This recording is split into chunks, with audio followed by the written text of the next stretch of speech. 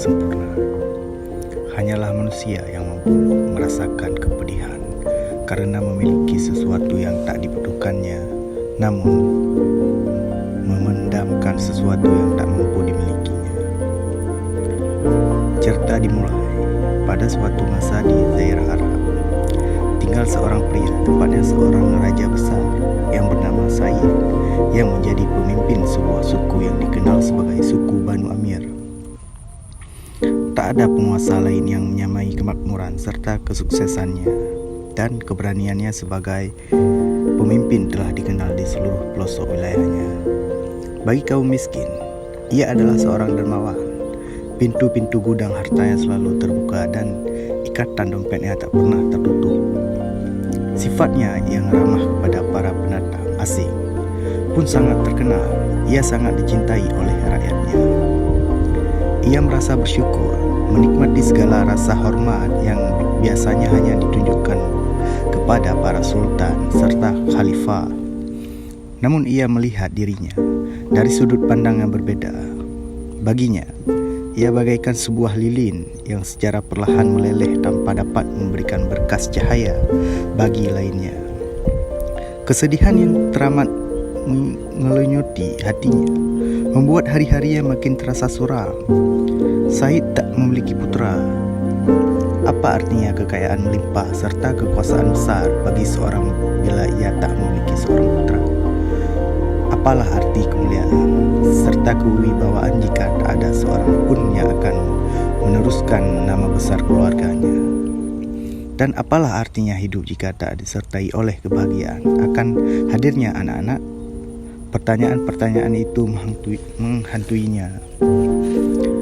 Benak si pria tua, dan semakin ia memikirkannya, semakin besarlah kesedihannya. Doa-doanya tak mendapat jawaban, dan segala amalan yang dilakukannya hanya sia-sia saja. Ia menanti datangnya bulan purnama yang tak akan pernah muncul, sebuah taman bunga mawar yang tak pernah mekar. Meskipun begitu, ia tak kehilangan harapan. Begitu besar hasratnya untuk memiliki anak hingga ia melupakan hal-hal lainnya demi mendapatkan suatu hal yang sangat didambakan namun tak dimilikinya. Ia mengabaikan karunia Tuhan yang telah diberikan kepadanya, kesehatan, kekayaan, serta kekuasaannya. Bukankah cara berpikir manusia memang demikian? Ketika tujuan tak tergapai dan doa tak terjawab, pernahkah kita berpikir bahwa keheningan Tuhan justru demi kebaikan kita sendiri? Kita memang selalu merasa yakin dengan apa yang kita butuhkan. Hal itu benar adanya.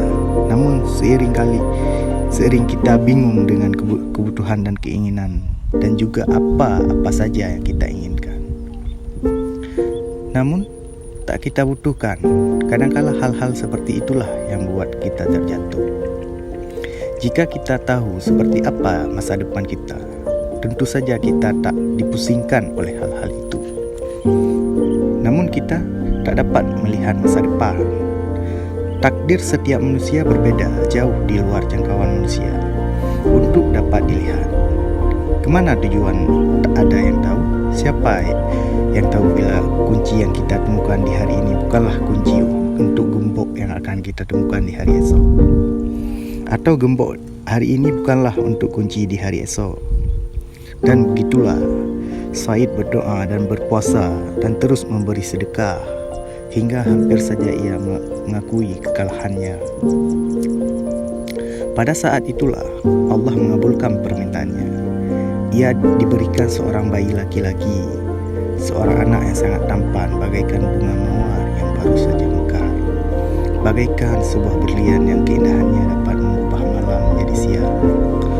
Untuk merayakan kelahirannya, Said membuka lebar seluruh gudang hartanya dan menghambur-hamburkan emas, seolah yang disebarkannya hanyalah butiran-butiran pasir. Semua orang merasakan kebahagiaannya, dan acara itu dirayakan dengan pesta meriah di seluruh pelosok wilayah. Sang bayi diasuh oleh perawat yang berhati lembut hingga bayi itu tumbuh besar, kuat, dan sehat. Dan begitulah 14 hari setelah kelahirannya, Sang bayi telah menyerupai bulan purnama dengan segala keindahannya, menyinari dunia dengan cahaya dan dengan cahaya. Itu semua orang dapat melihat dengan jelas. Di hari ke-15, kedua orang tuanya memberikan nama Kais. Namun begitu hal ini dilakukan secara rahasia, tersembunyi dari semua orang demi mengusir hal-hal jahat. Setahun berlalu dan ketampanan sang bayi berubah menjadi kesempurnaan. Ia tumbuh menjadi seorang anak yang ceria dan aktif tahun demi tahun bagai setangkai mawar yang dirawat dengan hati-hati di sebuah taman bunga. Menjelang akhir usianya yang ke-7, ciri-ciri kedewasaan mulai tampak. Siapapun yang melihatnya, bahkan dari kejauhan sekalipun, pasti akan mendoakannya. Ketika dekade pertama dalam kehidupannya telah berlalu, semua orang mengisahkan ketampanannya seolah mereka sedang menceritakan kembali dongeng-dongeng masa lalu. Karena menyadari perlunya pendidikan bagi sang anak, Said mempekerjakan seorang terpelajar yang sangat terkenal sebagai guru. Pria ini menjadi kepercayaan banyak orang untuk mengajar keturunan seluruh bangsawan Arab agar mereka mendapatkan kebijaksanaan serta keahlian yang dibutuhkan untuk hidup di daerah gurun. Meskipun anak-anak ini takut pada guru mereka, namun mereka menyadari bahwa inilah saat yang mereka meletakkan seluruh mainan dan mulai membaca buku-buku pelajaran mereka dengan sungguh-sungguh. Kais adalah anak yang rajin dan antusias menerima pelajaran. Ia tak membutuhkan waktu lama untuk dapat mengalahkan teman-temannya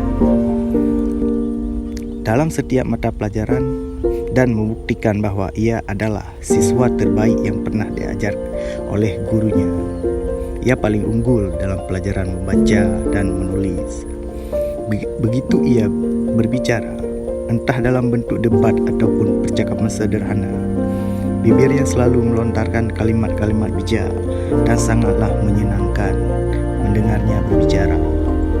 Namun, tiba-tiba terjadilah sesuatu di luar dugaan. Teman-teman sekelas Kais merupakan keturunan bangsawan dari suku-suku yang berbeda, termasuk juga teman-teman perempuannya. Suatu hari seorang gadis bergabung dalam kelasnya. Gadis itu memiliki kecantikan yang luar biasa yang membuat Kais dan bocah-bocah laki-laki lain. Gadis itu bernama Laila. Diambil dari kata Arab Lai yang berarti artinya malam.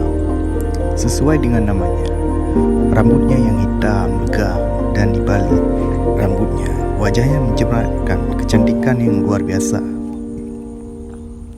Matanya berwarna gelap, dalam dan bersinar, bak mata rusa, dan hanya dengan satu kecapan bulu matanya, ia dapat meruntuhkan dunia. Bibir mungilnya hanya terbuka untuk mengucapkan kata-kata manis, dan ketika yang lainnya membalas perkataannya, entah dengan kata-kata maupun senyuman, ia terlihat malu-malu. Kedua pipinya akan merona merah seolah-olah warna merah bermekaran pada pipinya yang berwarna putih susu. Bahkan hati yang sedingin es pun akan meleleh tak kala memandang keindahan gadis ini. Namun perasaan Kais muda jauh lebih dalam dibandingkan dengan teman-temannya. Ia telah tenggelam dalam lautan cinta bahkan sebelum ia mengenal arti cinta yang sesungguhnya. Ia telah memberikan hati pada sang gadis bahkan sebelum ia menyadari apa sebenarnya yang ia berikan. Namun Kais tidak sendirian, karena Laila pun merasakan hal yang sama.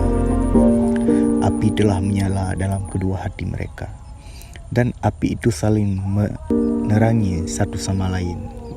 Apakah yang mereka lakukan untuk memadamkan nyala api itu? Tidak, mereka tidak memadamkan nyala api tersebut. Mereka hanyalah anak-anak, dan anak-anak hanya dapat menerima apa yang mendatangi mereka tanpa banyak bertanya. Cinta ibarat sang pembawa anggur yang menuangkan minuman di gelas-gelas hingga meluap. Dan anak-anak itu minum apapun yang dituangkan untuk mereka. Dan tentu saja hal itu membuat mereka mabuk kepayang, karena mereka tak menyadari betapa kuatnya minuman itu.